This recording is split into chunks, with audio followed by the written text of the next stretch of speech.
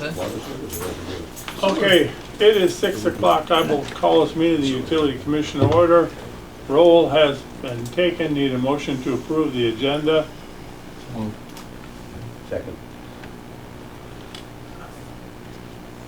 Any questions at all? If not, all in favor of the motion signify by saying aye. Aye. Opposed? Motion carried.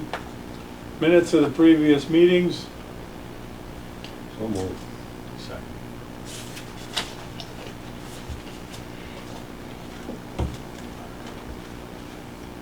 Any questions, additions? If not, all in favor signify by saying aye. Aye. Opposed? None. Motion carried. Okay, public appearances. Let the record say there's no one present. Approve the vouchers and the checks. So move. Pay the bills. Second.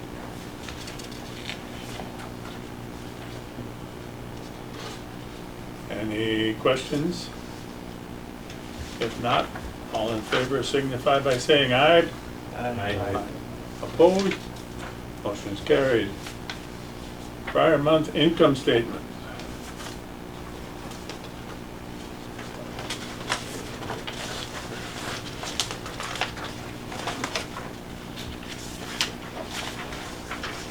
Okay, all financial statements aren't in there. Got a note from Lori saying there was an error from North Star, an import error from North Star. And they're working on the general ledger with Civic Systems to get it fixed. So that's still under, so we'll have to have that again next. We'll just have a 2 month one. So, moving on. Council acts, there are none. Consumption and loss.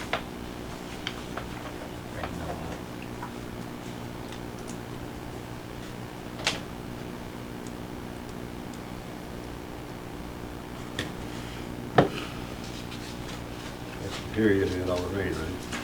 Yeah, that was the 4 inches and the flood and everything at the wastewater plant. And then later in the month, we got a bunch more that came from Sunset View, so. And on top of the fact that we were flushing aggressively, and we didn't have a perfect way to gauge how much water we flushed, so we're not even gonna say that the amount we sold was right either, so. That one's kind of a approximate. Question. Anybody have any questions on that at all? I think they handled it well. When you sell pumped 5 million gallons and treated 10 million, pretty good. I have a wastewater plant. Yeah. Guys did real well. Any other comments? If not, delinquent customers. Pam has been working hard on it, so seems to We be. disconnected 11 or 12 and all are back on.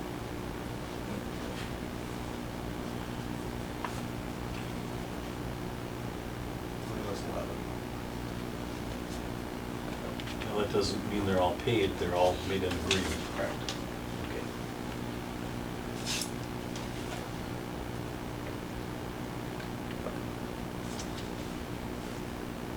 Anybody, any comments on that other than that?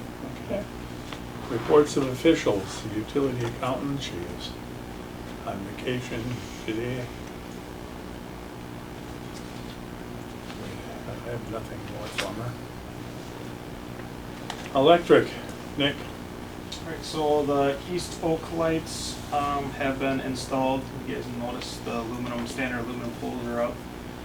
we'll be waiting for the new poles that were ordered through, the ones that were approved by the city. As soon as we get those, it's a 26-week lead time. My plan is to just do them all at one time. It doesn't pay to do 3, wait for the downtown to get done, then do the next 6. So when the downtown project is done, we're gonna do all those. Starting at the post office, those will come down, get the new poles up along with the downtown portion. That way that job seems like it was one. That was the beautification of the downtown road.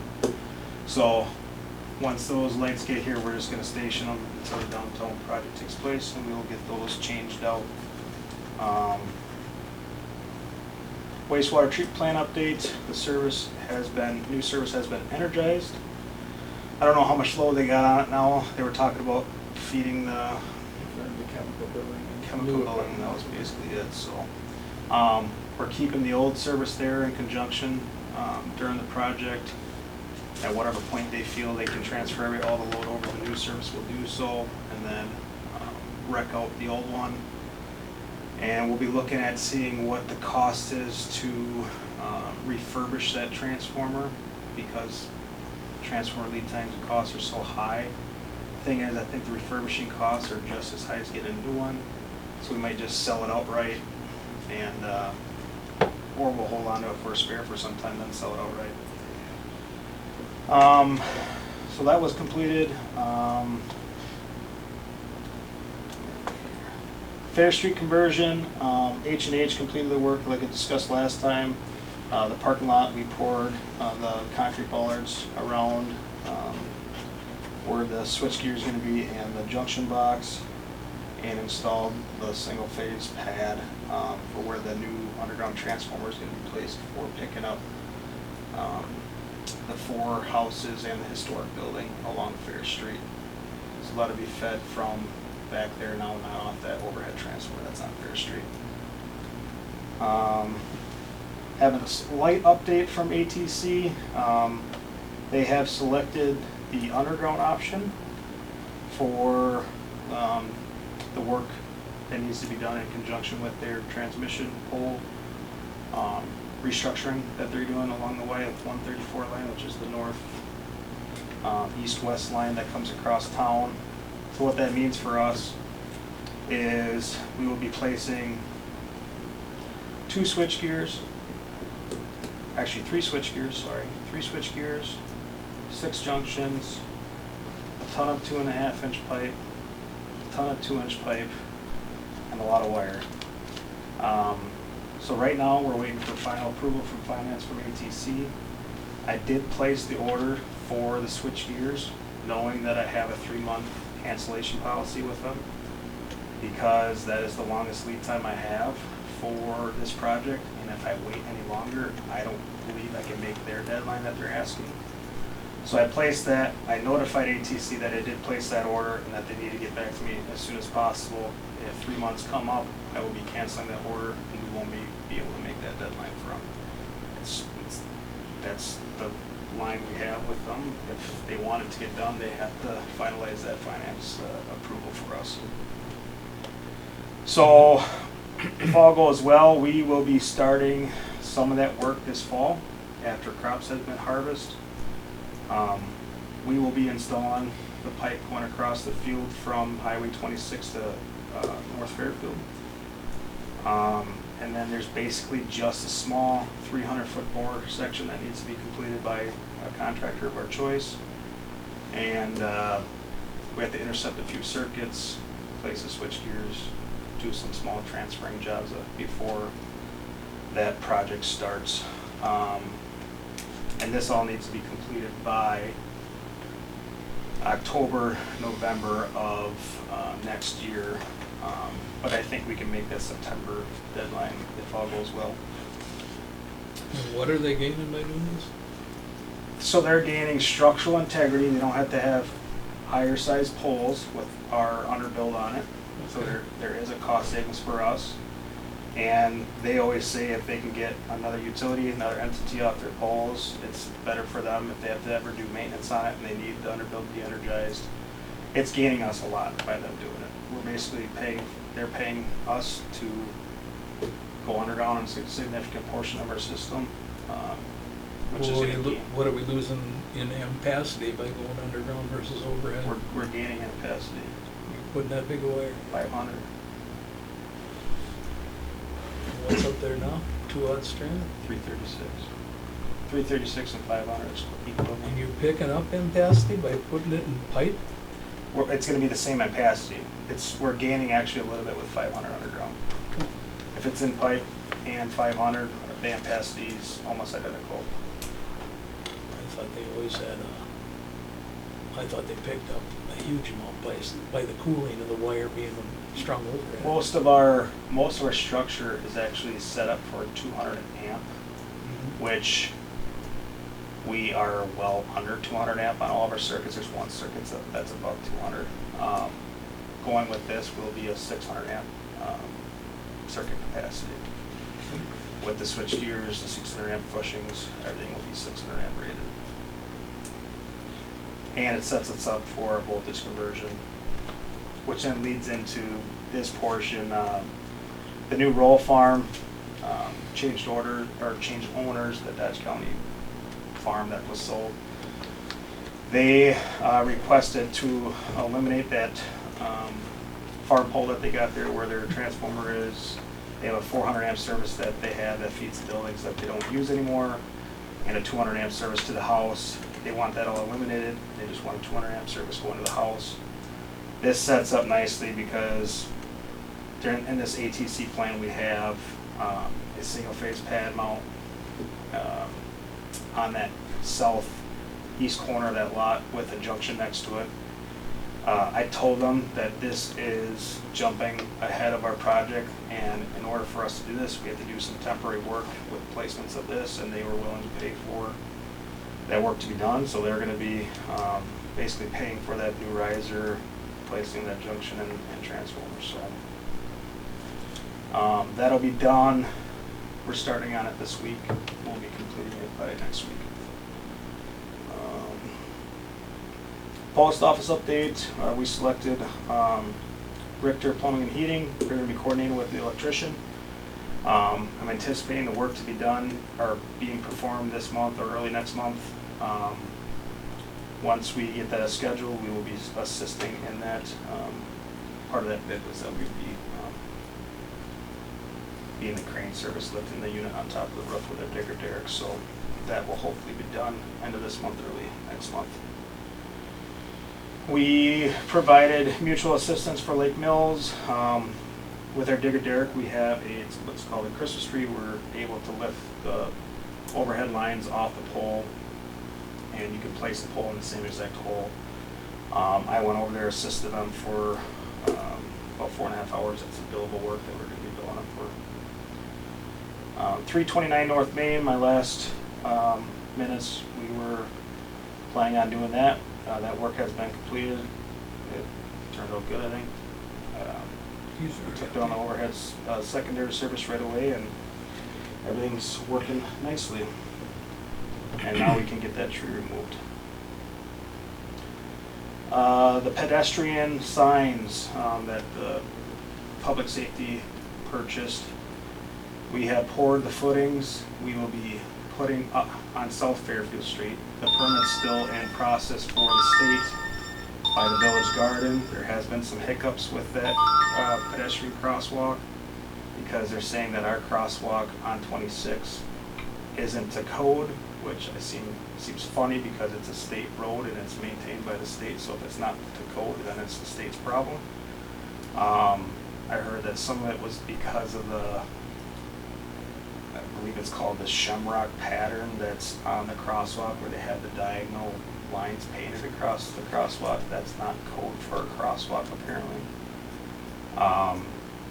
So I filled out the permit, and I told Dave, I said, you'll have to take care of the rest because whatever the state decides, the state's gonna have to fix, because that's not a through street maintained by the city. It's a state highway, so if it's not to code, then the state needs to do something about it. But so anyways, the ones on South Street and South Fairfield will be installed this week and operational. Sunset View update, we installed another 6 meters, so 3 duplexes.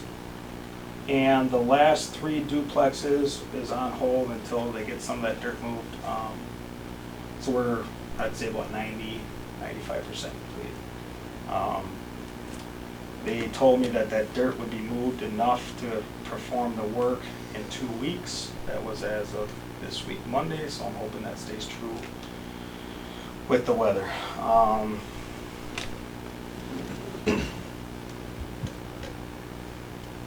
We got our new bucket truck.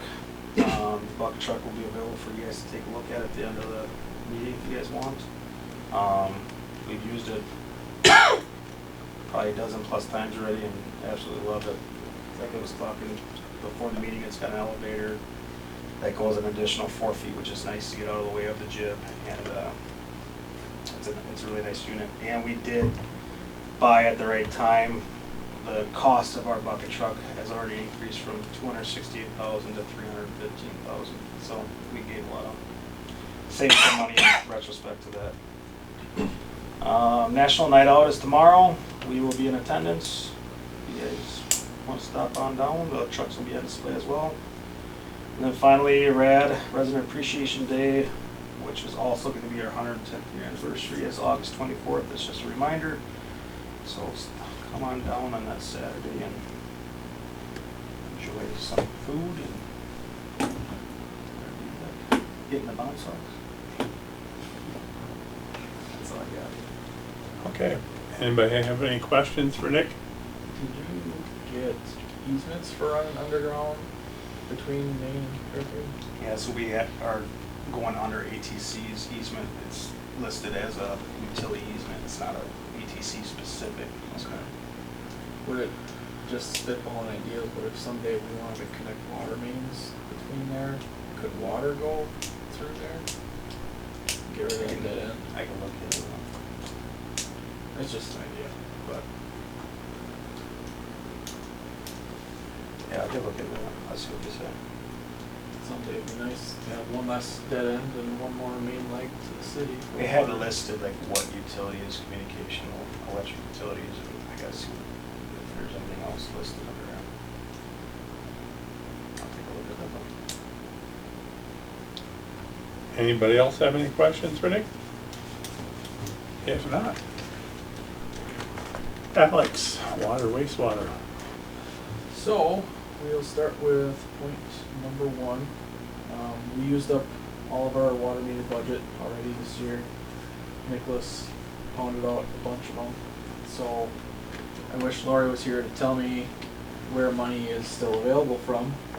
But I was hoping to request some extra money for budget for this year to purchase some more water meters, just to keep them rolling, to keep that going, because we're still 200 meters behind schedule on getting those done. So, we're finally trying to catch up and we ran out of product. So, I was hoping for $3,500 to purchase an additional 40 regular residential meters and 5 3/4 inch meters as well.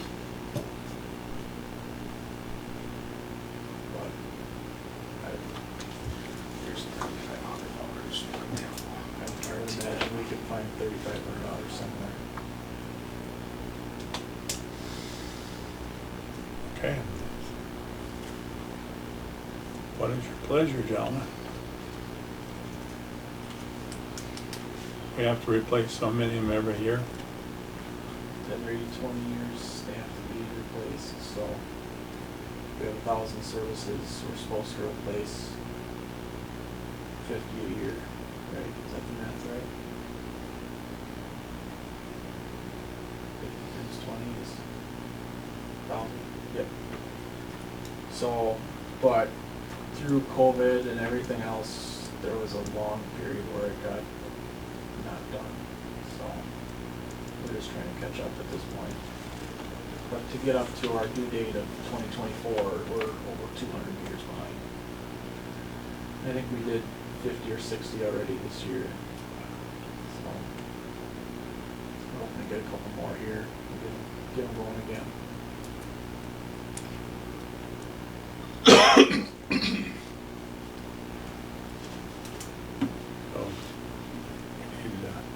Lori to find $3,500 is what you're saying?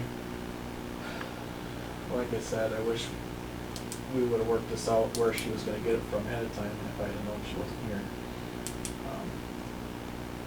But yeah. Can we wait till next month? Hard part is then by the time I get the meters and everything else, it's like, well, you're pushing into next year already. Cause it takes, it takes a few weeks to get the meters and then it takes a few weeks to get scheduling all done, so it's kind of one of those. If we wait on it too much longer. But it's obviously possible, cause then at least we can schedule through winter, but. Could we possibly do it depending upon funding? Pass it with depending upon funding. If we don't have the funding, we can't do it. How do you qualify that? I don't know how you word that. Just the way you said it. Yeah, I think that was a good motion. Authorize $3,500 for purchase of water meters, subject to available funding.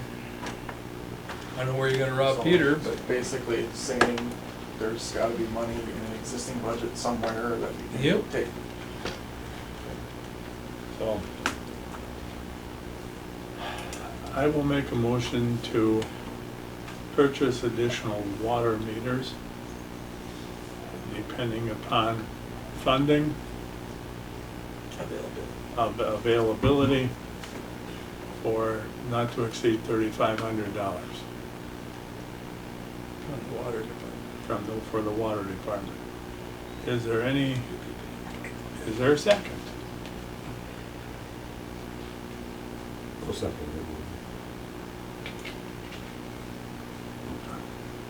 Any discussion? What's the turnaround time? How fast you get? We can get them in a few weeks, but the harder part is I don't wanna schedule them until I knew I had the money to do it. And that takes a few more weeks, if not more. So. Get into households. These aren't tested at all anymore, just replaced after 20 years? We test them every 10, so I have troubles getting in the houses and. That's always was that. Yeah. Ours don't get tested anymore either. Crazy. It's on a 20-year, they have a 20-year life expectancy now, Okay. A motion and a second. All in favor of the motion signify by saying aye. Aye. Opposed? Motion is carried. Okay. On to the hot button topic of the day. We held a personnel meeting this last month, special about enacting a on-call wage or special benefit of sorts. Personnel also had a joint personnel meeting, of which not 100% sure what you guys came up with during that. But I guess I do have some reference material if you guys are interested, otherwise I'm open to opinions. I do have, did a little investigating and found out the employees have been carrying the phone since Tim was in charge. And it's been just carried forward saying, that's the way it is, that's the way we're doing business. So, in Alex's defense, I guess he went on with what was going on. The dialer, I don't know, do you change the positioning of the names on the dialer at all? We can, yeah. I mean, so not the same person is at the top of the list of the dialer. The way we currently are doing it is the first call is the city on-call phone. The second call is, in case you were to miss the phone call, whoever's carrying it is their personal number. And then from there, it's seniority based, I guess. And then I would be last. That's how we're currently doing it. I can only assume from what I found out was that's the way it's been done for a length of time. According to Peggy, who's been here the longest.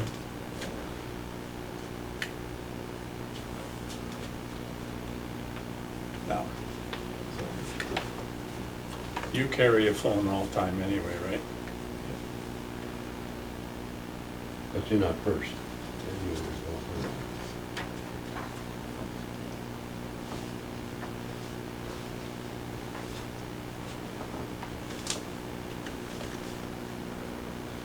So, I guess from the city personnel, the joint personnel meeting last week, it was brought to our attention that the only person whose job description requires carrying a telephone is yours. Okay.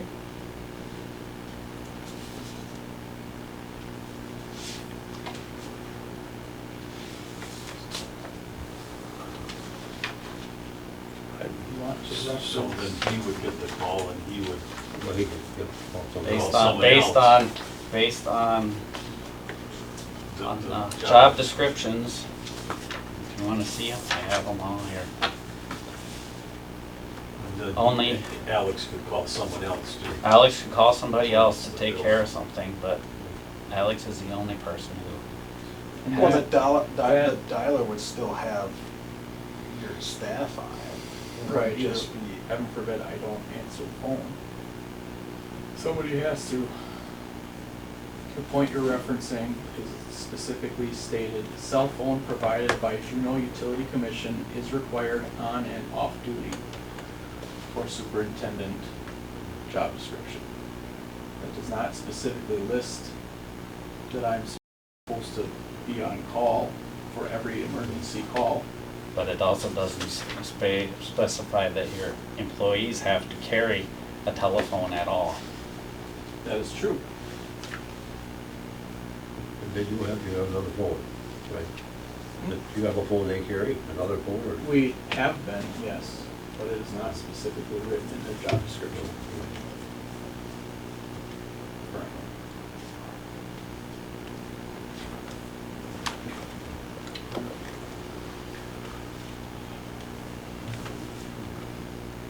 you know, I talked to Peggy on Friday and went through her, picked her mind for as much information as she could give me. And she gave me a lot. In no uncertain terms, she has no problem about carrying the phone. She said she's the pusher, and she admitted that she is the pusher behind this carrying the phone. And she said, everybody else, all the area ones around here are doing it. And I guess to her credit, they've been doing this for a long time before she's even complained about it and asking for something. I know it's not extra money, it's always hard to come up with, but in the long run, we may have to look at it to that point. Because we need the coverage. If Alex is not available to answer the phone, he wasn't Friday. I tried to call him, I couldn't reach him. He wasn't available. Sounds like Michigan fishing that morning. The dialer kick in for the next one? That's just the circumstance he tried to call me. I tried personally. But the point of it being, there's a possibility you might not be able to reach him. So we may need to have somebody else that's going to answer the call.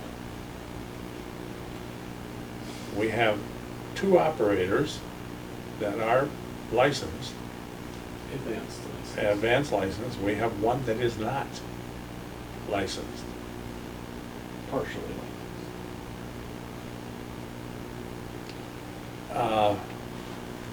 We need to have coverage should something happen out there. And I notice it's a thing that we gotta do. Because sewage in somebody's basement isn't gonna fly. Especially depending on, no matter who it is. So I mean, we need to have that emergency coverage. Well, he calls you first. No. The dialer calls you. So they could, Whoever is of the three of them, on call already is who's calling first. Even though there's not a formal on-call policy, we're acting as though there were. But if that person doesn't answer, then it goes It through would the go to the next. dialer. Yes. So in other words, we don't really need this extra cell phone. Why not just use a dialer? Because we've been acting as though the person on call is formally required to answer the phone. Not saying that it's written anywhere in policy, but we have been acting as such.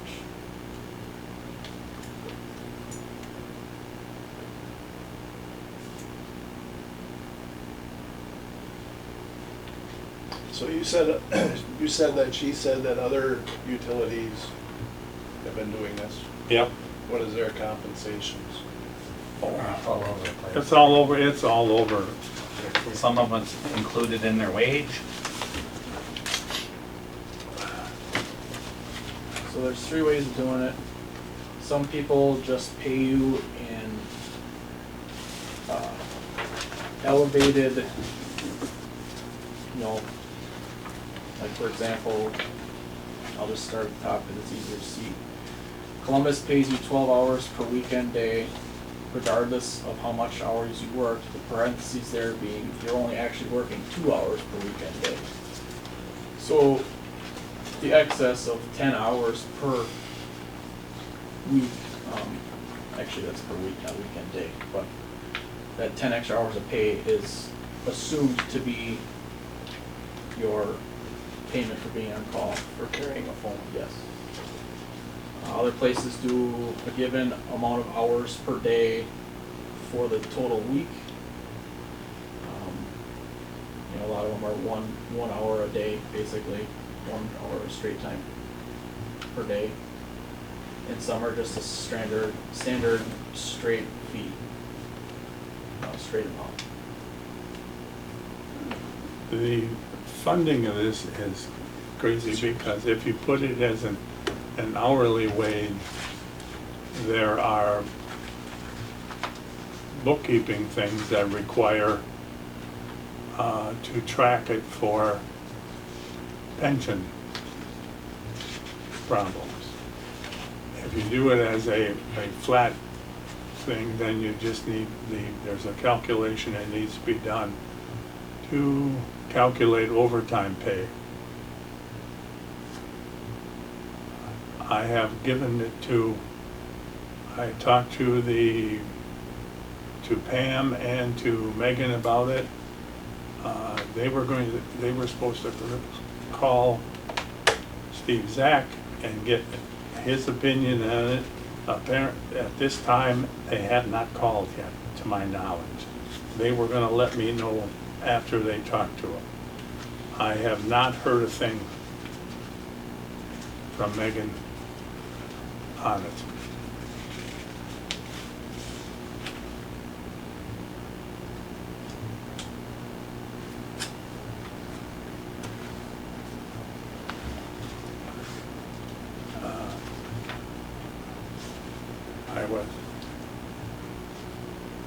I was also informed by Peggy that the DNR has come up with some new testing that's gonna have to be done. Well, yeah, that'll be That's covered later. another report, Yeah. but I don't know if that's gonna take into the weekend play options or not. No, everything that's added will be during the week. But So, that I can't handle. But it is, what are we gonna do?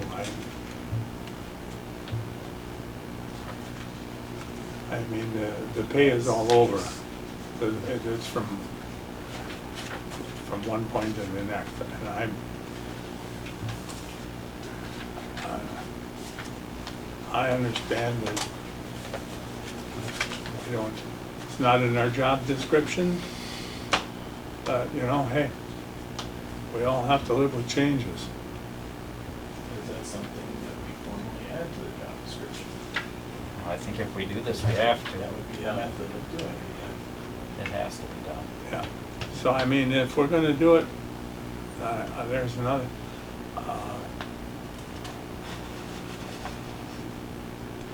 another way, I don't know of any other way to look at it. If we gotta keep in the present system we have, we'll, And that's just my, Is there a way that you can look back, Alex, give us some history on how many times this would happen? for being called in, Yeah. per se. Yeah. Well, lately it's been probably twice a month. Because of the project? There's been some due to that, others that aren't. I would say probably 50% of them. So once a month? Basically, in the grand scheme of things, I'd say once a month. So, yeah, has one employee been able to handle the call, or does it? Typically. Lately, obviously due to the nature of our problems having been flooding, as soon as I hear the word flooding, it's, I'm coming in, so. But, I appreciate that. so, Peggy told me she came in was it last week? And it turned out that she got up, came at 2 o'clock in the morning. She came in, and it turned out to be a faulty alarm. Now, she don't know what triggered it or anything else like that. that was, So she turned around and went back home. She checked it out and went back home. often enough that there's nuisance alarms because the system obviously isn't perfect. So, I So mean, that one wound up being due to there's an alarm that was rigged into a power failure sensor in one of our sump pumps, is basically what it came down to. So a pump tripped a breaker and it called out. But outwardly, nothing seemed wrong, so that one took a little bit of investigating to find. I mean, nothing's perfect. Is it something we have to iron out tonight? Are we- I think ultimately you gotta come up with an intention, an intent, direction. 'Cause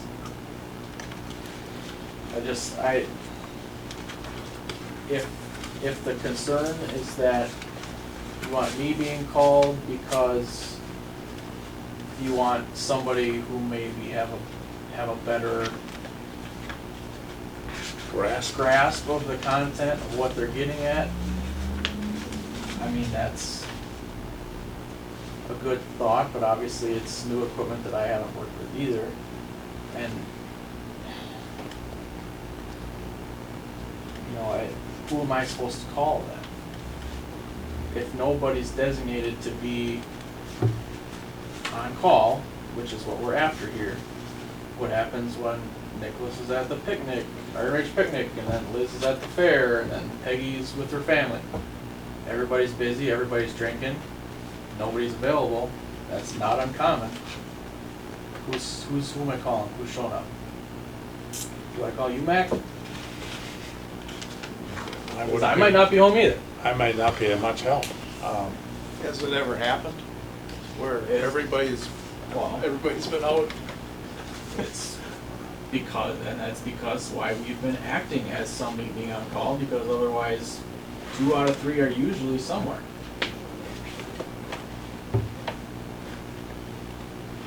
But my understanding, I'm just trying to understand the situation, but my understanding is if you have the on-call phone, that doesn't necessarily obligate you to have to come in. The way we've been acting, it has.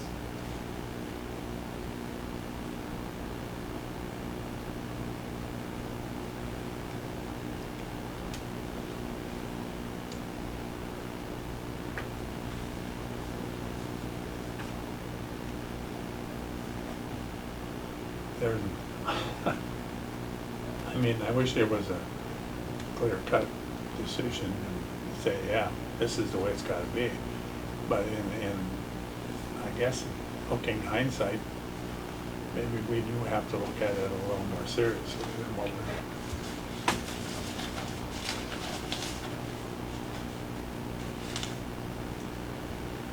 I mean, this could happen should Nick ever have another lineman that's qualified. Right now, he handles everything because he's the only one that's qualified to work on the equipment. To your benefit though, too, if you're gone somewhere, you can still take calls, but then call neighboring municipalities that you work with. I don't have anybody that can come in and fix our wastewater plant for us. I can't just make a few phone calls and work gets done. Short of the people that I have with me.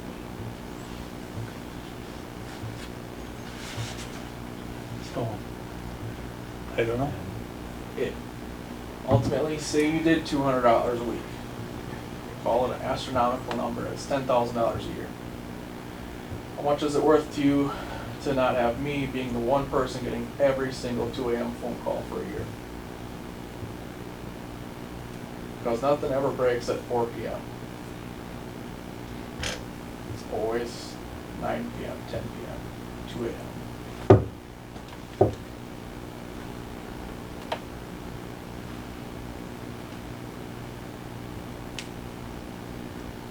Well,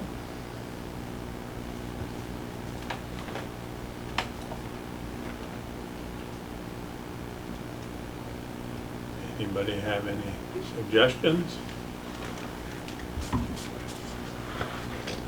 I know what Steve Zach told me that he thought $200 or $450 or something like others, some of these communities were paying was too high. He said, take 2.5 times their average wage. And I said, well, that works out right around $100 a week. Give or take, you know. Is that enough? Well, beggars obviously can only be choosers so much, but in my opinion, that barely puts you on the list. I know. I know there's no.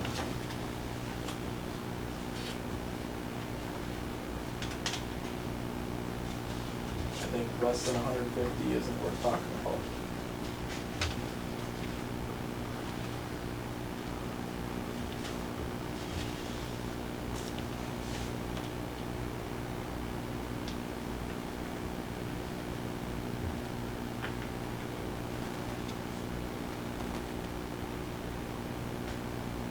See, there's a few that have a weekly rotation.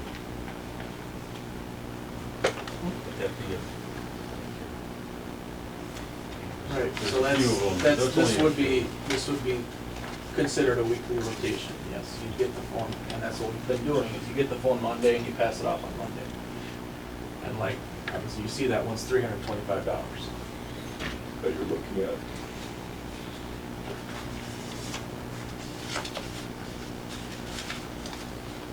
I don't know if you, Bart or anybody else needs a copy of that list. Right.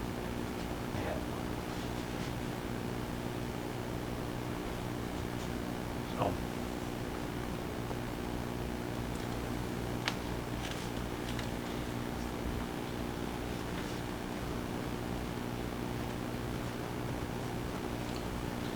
I mean, to me, it seems like you guys need to either have another special meeting or if we want a closed session on a different meeting to discuss this, because I don't think anything's gonna get hashed out here.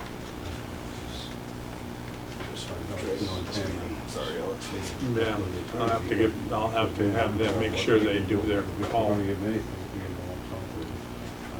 Watertown gives it so much for a weekday? And then, Yeah. Yeah. Weekends and holidays and more. So ultimately it works out to that $144.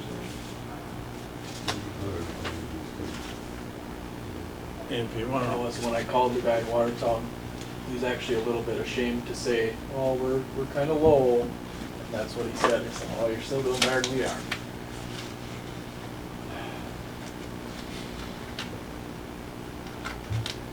if you'd like to, we could, I will get a hold of Megan tomorrow and make sure that she gets a hold of Steve Sack and goes through all the legal, the financial ramifications of it. And if she hasn't, if haven't already done so, then we will have another personnel meeting with the wastewater people. Or do we do the full commission in closed session with the wastewater people? What is your pleasure? Whatever we do, it needs to be full commission. Okay, you want the full commission, that's fine. Then it's done. Do that as and personnel all at one time? Hmm? Do that with personnel, with joint meeting, commission and. Joint personnel? Well, no, I don't. No, I think you want to do with your full commission. I give them just a commission, we hash it out first. Yeah, I think the city personnel committee, based on our last meeting, has pretty much gone on record as being against this. Ben, And it's just a fact. actually, yeah.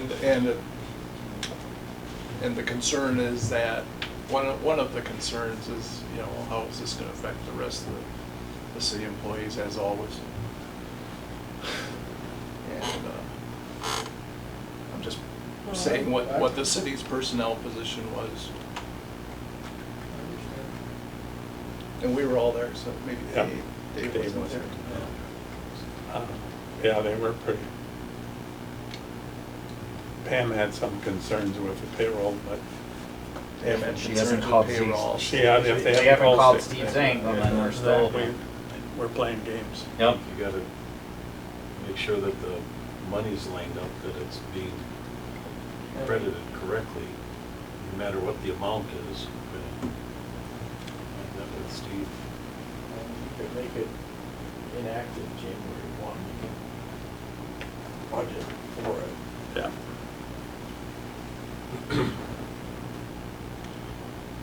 So, is that what you'd like me to do? I will take care of it tomorrow. So you want to just have a special meeting or just part of the next meeting? We'll have it as a special meeting. It could take a while. Next meeting, we have Baker Tilly's here next meeting to give us a financial report. It's going to be lengthy anyway, so I'd rather do this as a special. All right? Depending upon the outcome. All right? The next point was to talk about the weekend and holiday pay structure, which it sounds like you guys already agreed for pending commission approval at the city level, but frankly, that was only brought into the conversation as a bargaining chip, as a tit for tat, because I'm not gonna take pay away from my employees if you're not gonna add it somewhere else. So, I will not propose that as an item to be voted on if all we're gonna do is take away pay from my employees. Because their existing is 3.5 hours of minimum pay, and they're there for close to that typically. Peggy's always there for all of that. I wanted to move towards moving towards actual time worked, but I think we should have a time clock there. I think we should call my time clock out there. saying, but I still think that should be that way. And you can say, well, work 4 hours instead of. Right. That's, they could be verified, yes. We should be working with the cities and works with their software. Okay. So I will talk to Megan tomorrow on that. If we want to hold off on this holiday pay weekend and holiday pay structure. Wait a second, now, I'm trying to understand. Maybe I'm getting a little confused. With the, as a joint personnel committee, we approve that pay structure. Yes, pending approval by the commission.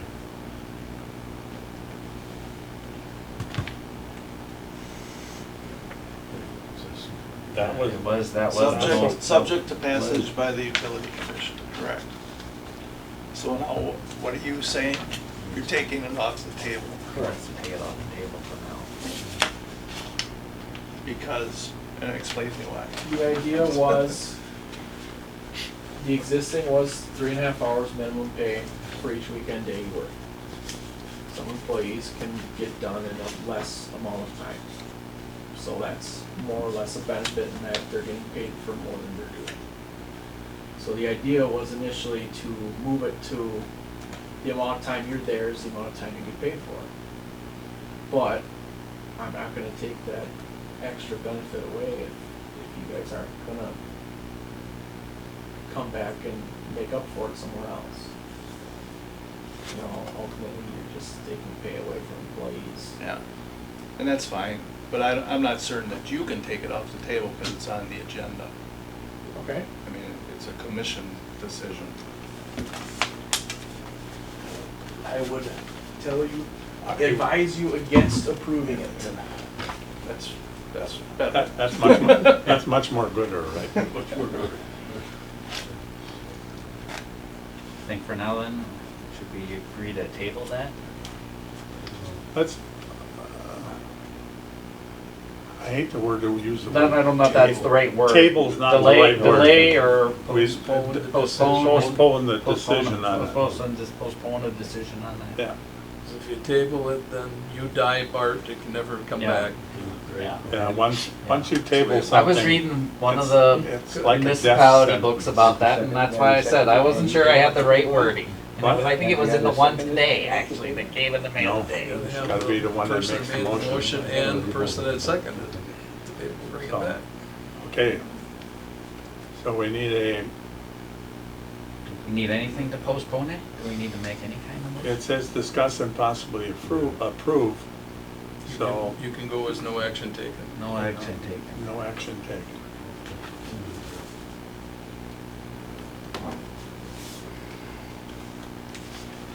All right. So we go to projects update. Oh, great.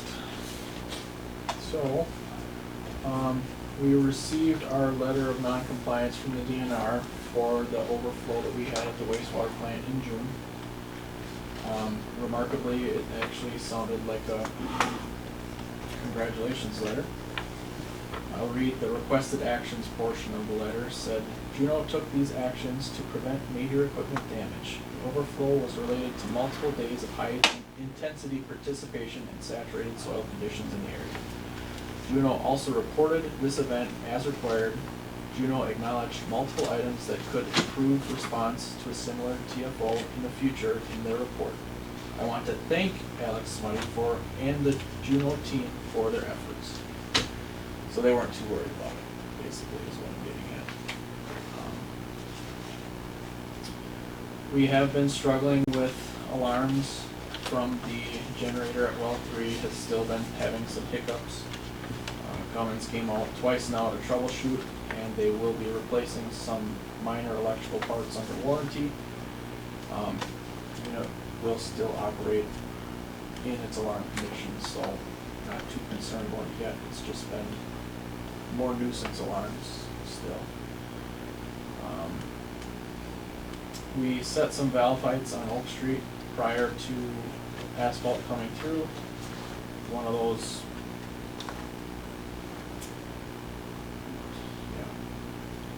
asphalt can only come in this town when I'm on vacation, it seems like, so some communication got broke down on one of them that got settled, but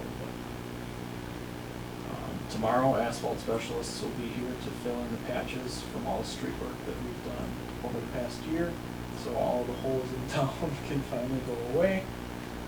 That east hope one can be adjusted though before they do top. We're at the max of it, so I wanted to put a pavement ring in it, but nobody from Northeast ever calls us before they show up or talks to anybody, so.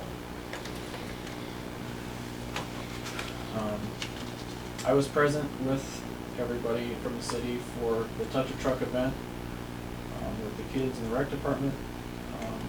I plan to be present with National Night Out tomorrow, and then the RAD event as well is coming up here.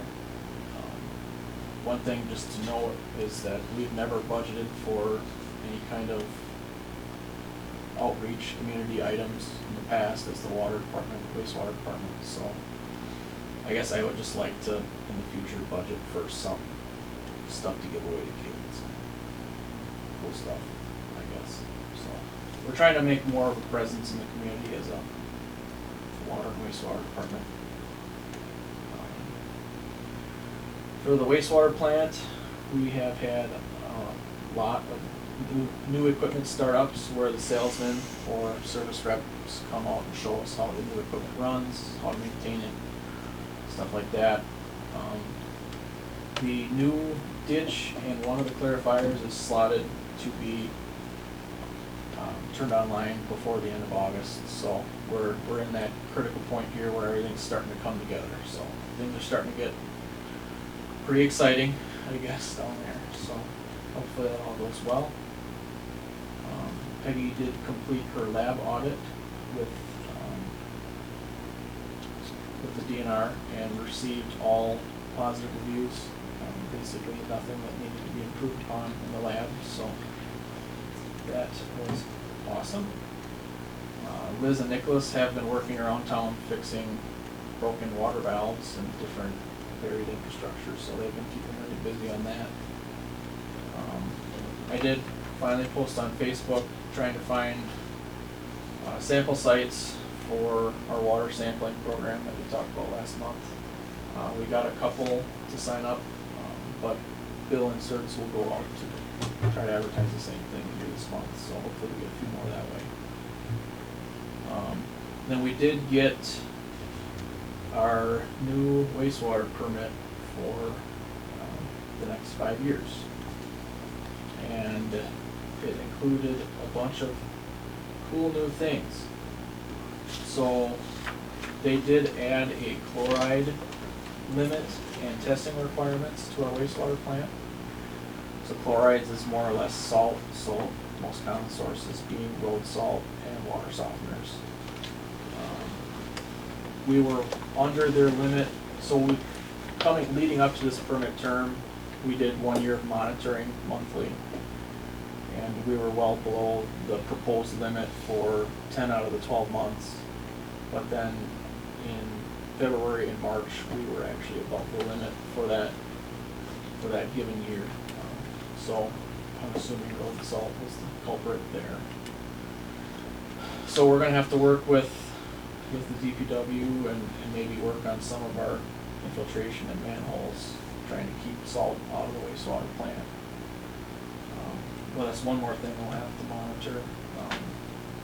They did make testing for ammonia, pH, and dissolved oxygen, the requirements to be done much more frequently.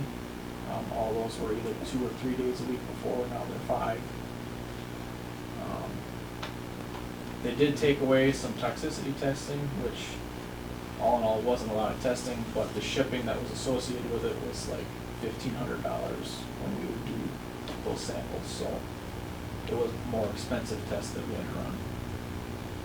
And then finally, the kicker was they added a schedule for disinfection for the wastewater plant. as I think I may have alluded to before, but they did wind up doing it. So, the schedule is, and I have a copy if you guys wanna see it, but, more or less by April, or by May of 2026, we have to submit a facility plan to the DNR stating what we're going to change in order to comply with disinfection requirements. Final plans for the upgrade need to be submitted by March of 2027. And then,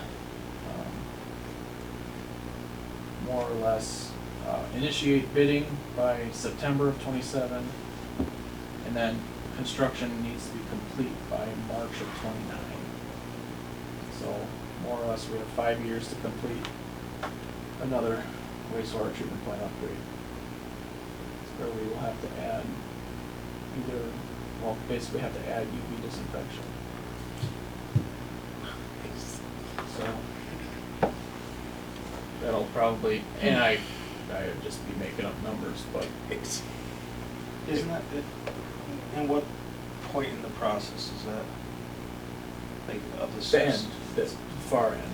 Yep, so that's to say you've already treated wastewater, you just need to take away the risk of E. coli and bacteria within it, which obviously, if you follow the Olympics, is a popular topic right now.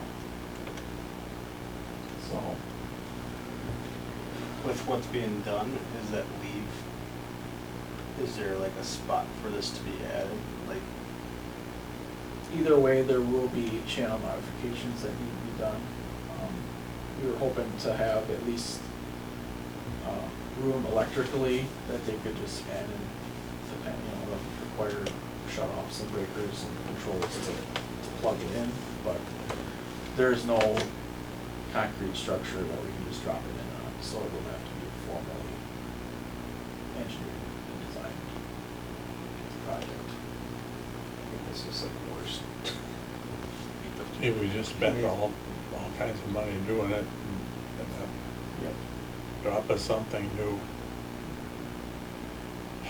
So I would imagine that won't be cheap. this was from the DNR? Yeah.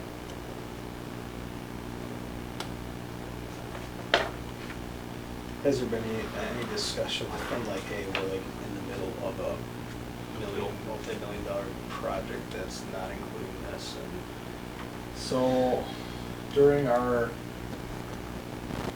inspection prior to applying for the permit, one of the higher end DNR ladies came with our permit, or with our rep. And she said, it's really unfortunate, but the DNR is shifting away from allowing wastewater plants to not have disinfection at all. And just basically said it's unfortunate timing. Do other wastewater plants have it in place now? Or is this something that every wastewater plant's gonna have to do? The number that I wanna say, and don't quote me on this, but watching a presentation this year was, I believe, 2/3 of the municipalities disinfect already. So we were in the 1/3 of it. Columbus. Then they're getting rid of, or they got rid of the exemptions for low aquatic life discharge places. So the reason we didn't have to disinfect was because we discharge into a ditch, more or less, that doesn't have, they consider it a low aquatic life, so there's no trout or fish that the DNR cares about. But the justification in what they sent was that they want to make every water body safe for people to touch. So if the farmer goes and walks through his ditch, you don't want him walking out with E. coli. How's the farmer gonna keep his runoff from running into the ditch? Well, that's, Is he gonna, yeah. So, they're gonna irradiate both sides of the ditch all the way along. so how did the people that advised us how to build this miss this important feature? So, it was brought up during design. And basically, it was brought up because there was talks of it being required. But they more or less said, if it's not set in stone, you know, why would you make a project cost more when there's a chance that it's not going to be required? And then two is that you could have all this extra equipment that, you know, say it's not required for 5 more years. These UV bulbs consume a lot of energy and they're labor intensive to run. So you're adding a lot to your plate when it might not be required or not required for years for thereafter.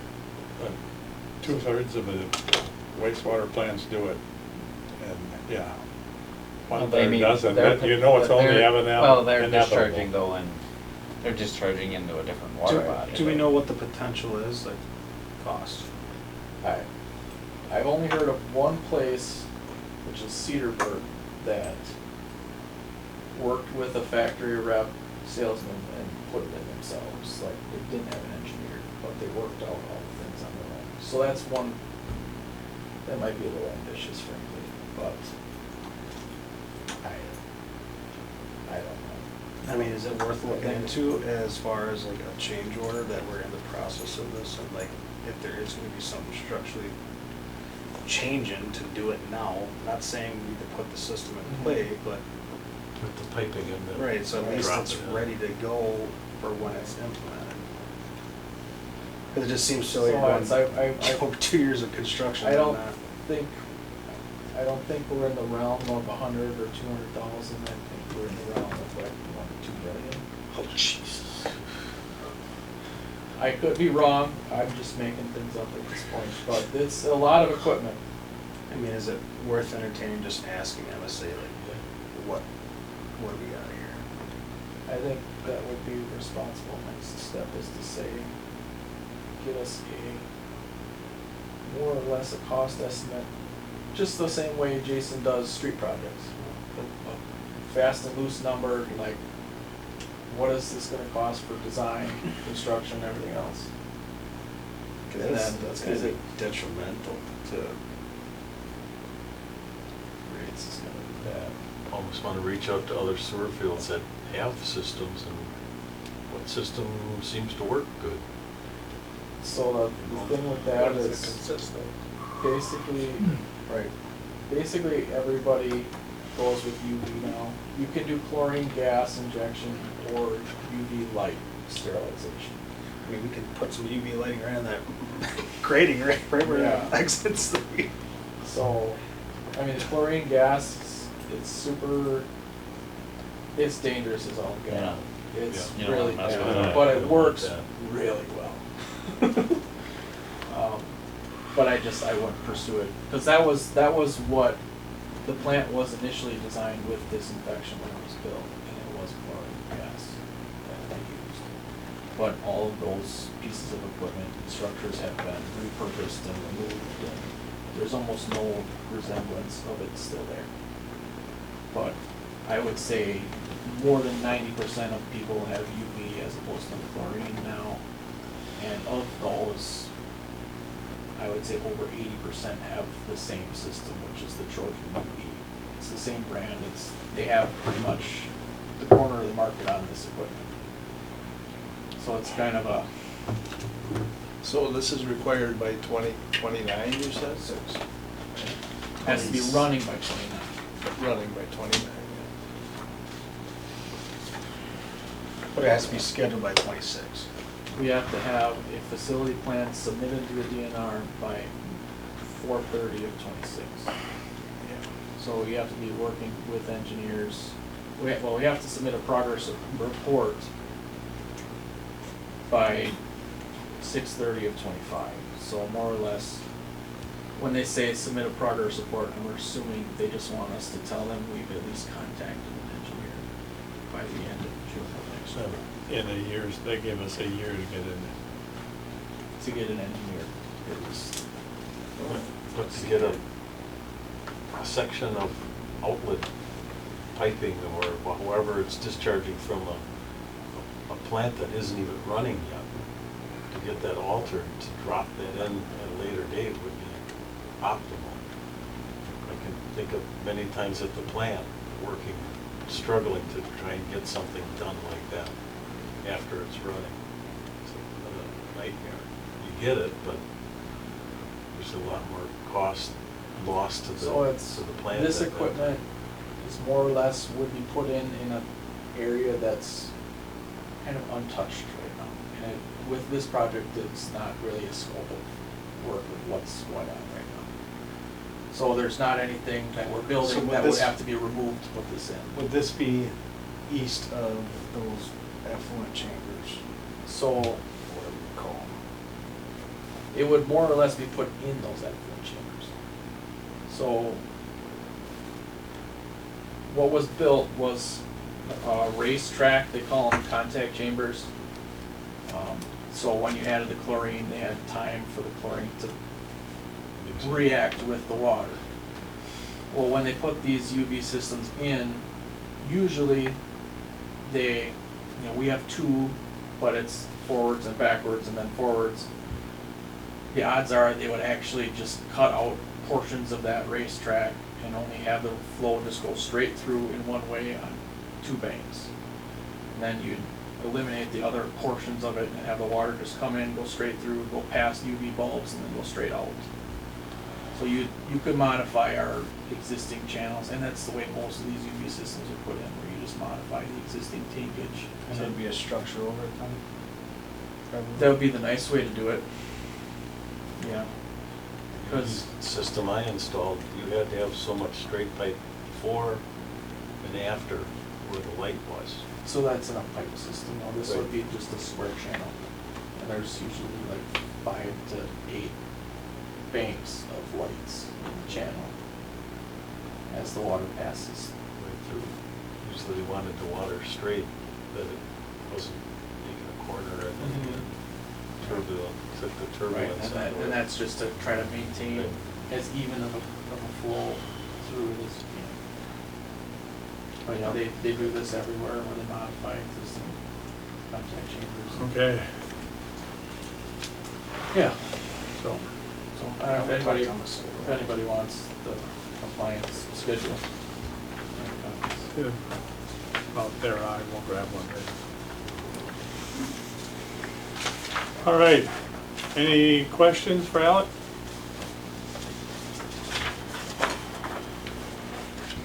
If not,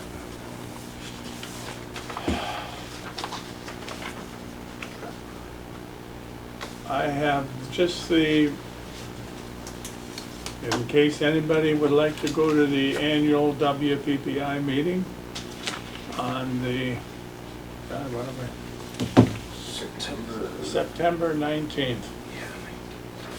I have the speakers here, they're, the Director of Fleet Optimization and Environment from Electric Power Research Institute out of Charlotte, North Carolina, Brandon Dealis. Voter attitudes and top election issues in 2024. He's another speaker. Professor of Law from Marquette University. Those are the speakers on Thursday, plus the Jim Stawicki and Mike Peters from WPPI. And the main speaker is Steve Wright, retired electric utility executive from East Wanatahchee, Washington.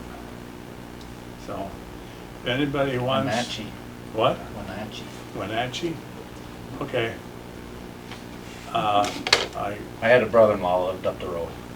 Sister and brother. So if anybody would like to go and there for that, it's at the Dells at the Wilderness. They still have rooms available. So if you want to go, it's a good day of listening. You can see Mackin and Award. Yeah. Somebody put me in for it, should be shot.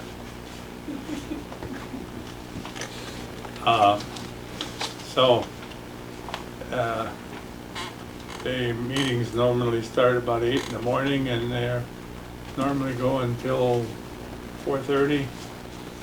And then they have refreshments until supper time, and the meal is always good. So, if anybody wants to go, please let me know if you want to go, and I can make arrangements for you or whatever. Or you can make them yourself. Or you can ask Lori to do it for you. She will be happy to read that on her when she goes through the video. So that is all I have, Mr. Mayor. Nothing, Okay. just glad the street project went as well as it did. Commend both Nick, Joe, and Alex for their contribution on that project. Like I said, I think it went pretty slick. Had minimal complaints that I know of anyway, at least minimal that came my way. Maybe you got some of them. One customer that had issues. Well, those are the good things. So, if not, I will take a motion to. You have something? Something on, as a result of the personnel meeting last Wednesday, I went to City Hall and asked for job descriptions for all utilities. We don't have a job description for our utility apprentices. At least the city doesn't have them on record, so that's something that we probably need. We got them. Do we have them? Maybe we can get them adjusted with the city. Make sure that they are there. And I don't know, maybe we consider possibly, as a personnel committee at some point, looking over them and possibly updating them if necessary.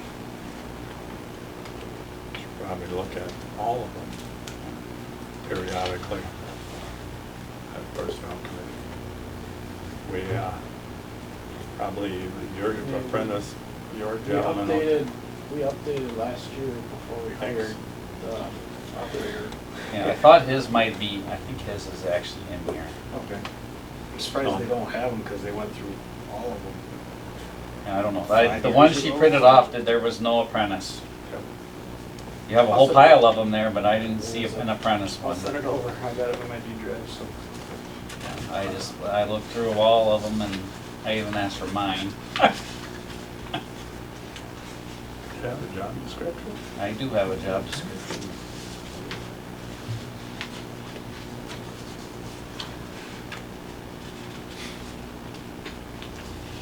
Yeah, there was nothing that said apprentice on it, so.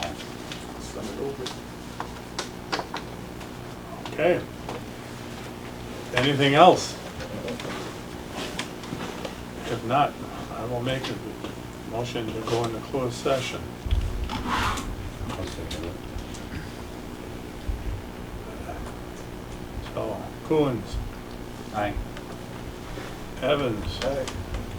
Hannah, Aye. Bratton, Aye. and Nuffeld, aye. We are closed.